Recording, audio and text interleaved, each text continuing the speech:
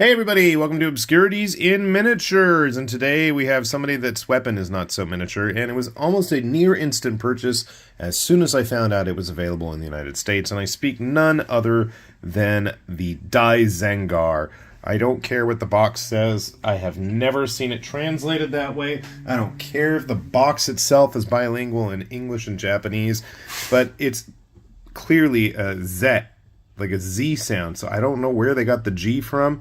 And for forever, since he first showed up, even before he showed up, when he was still piloting the Sluggamil in Super Robot Wars Alpha Gaiden back in the late 90s or early 2000s, whenever that was, we've always gone with Zengar Zomboruto was the pilot's name. In fact, he's right here. Why am I'm just like rambling. We're going with the Zengar Zengar Zomboruto. Anyways, this was the most overpowered, bestest pilot, I think, that graced the older Super Robot Wars games.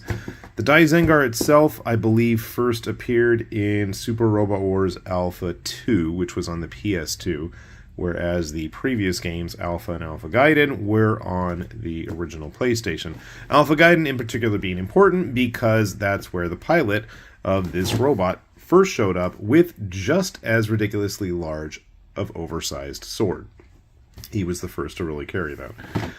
But, I mean, I built the Kotobukiya kit when it first came out ages ago. That thing slowly deteriorated over time, probably also due to me not using the best of glues and just letting it get absolutely manhandled over the years. I think I, glued it solid and gave it to a student who just was, admiring it greatly, which was probably very generous of me, but jokes on him, it's going to fall apart. Anyway, I'm curious if they actually have the stand for the rocket fists to fire.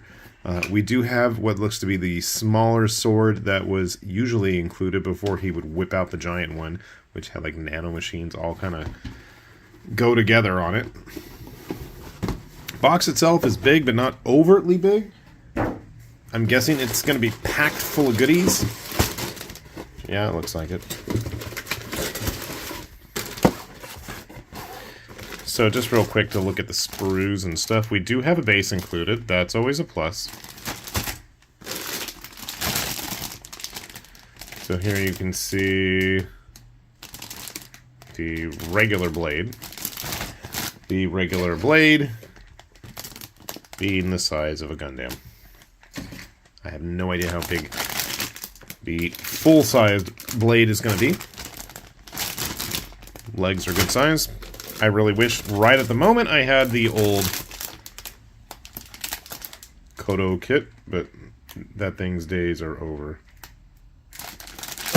You can see the blade itself here. It takes up almost the entire length of the sprue. Got some nice gold parts in there. See? Blade.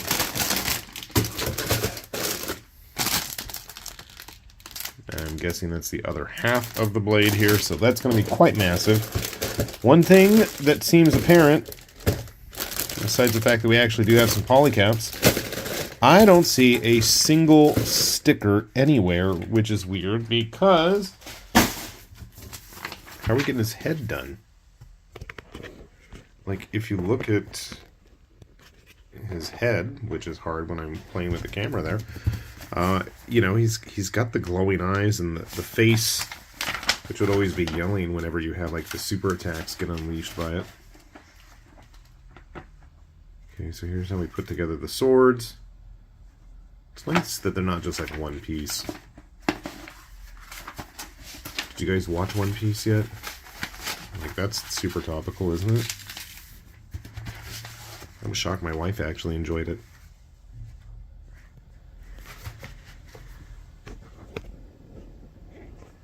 I don't know which was more annoying for her is how many weird things I already was aware of watching that or watching The Fall of House of Usher.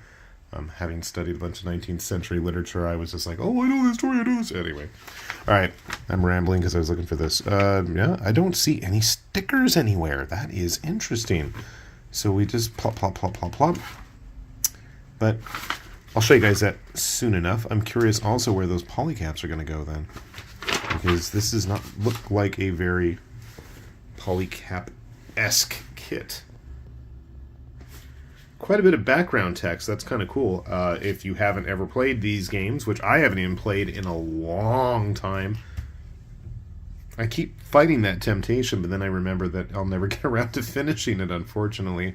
I don't know how I ever had the time to sit and play through those on multiple playthroughs on multiple paths and actually have a clue what the story was about. That's the thing that really irks me, is I know I read these, and I know I knew what was going on, but man, I'm seriously rambling. Let's stop the talking. Let's start the building. I will have him all done. Sit tight, and we will show you the fruits of our labor. Alright, we got the DyGenGuar all put together, and I can't even fit his whole sword on camera. That's kind of sad. I've got it super zoomed out, too. Just to, yeah, get the entire look of this thing.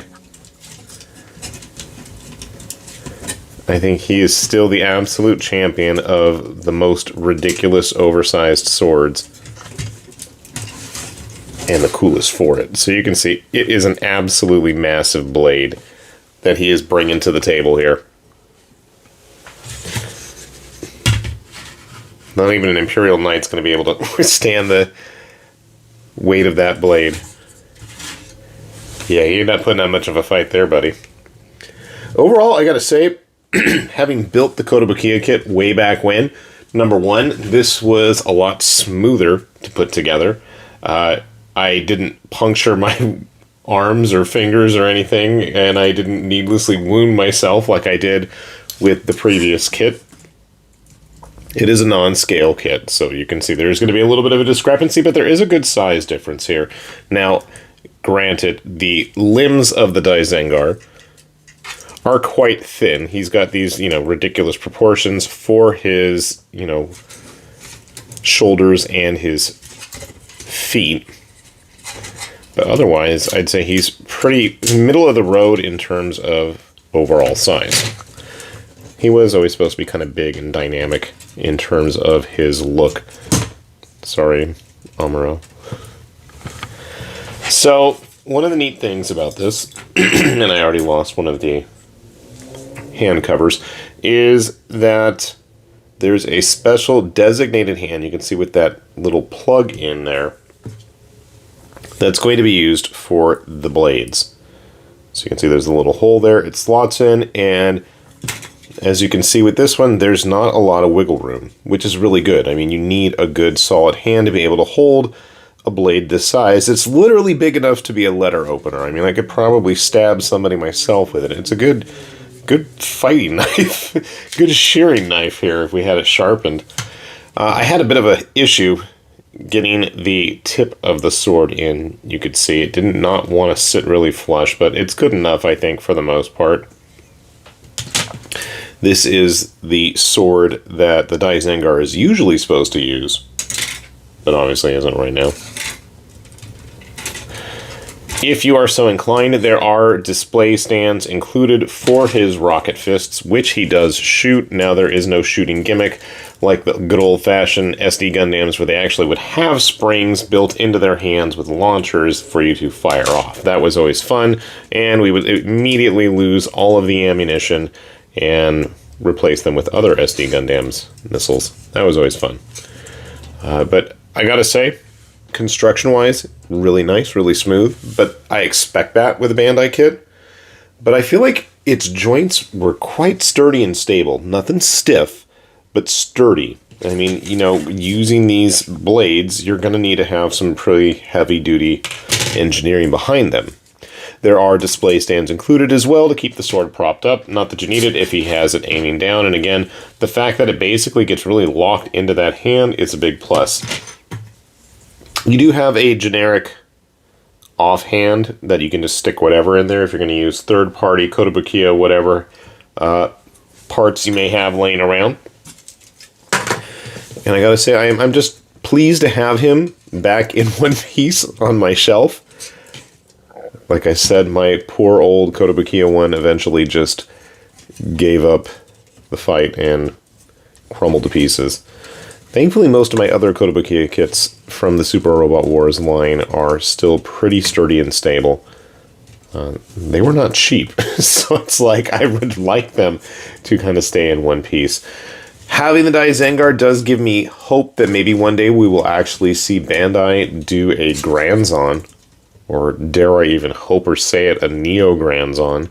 For those of you who are not familiar with what the Granzon is, it was one of the be-all, end-all super boss robots from the Super Robot Wars series that, if you play your cards right, actually does end up joining you on various paths, or makes your life utterly miserable living hell having to fight it. At least in the olden days, back around the fourth Super Robot War, when it was still on the Super Nintendo. That was just an experience to be had. That's where I first played it, at least. With my whopping 600 yen copy that I found back in the day at a local electronics shop. Not as great of a deal as my 300 yen Tales of Fantasia or 300 yen Star Ocean new in box.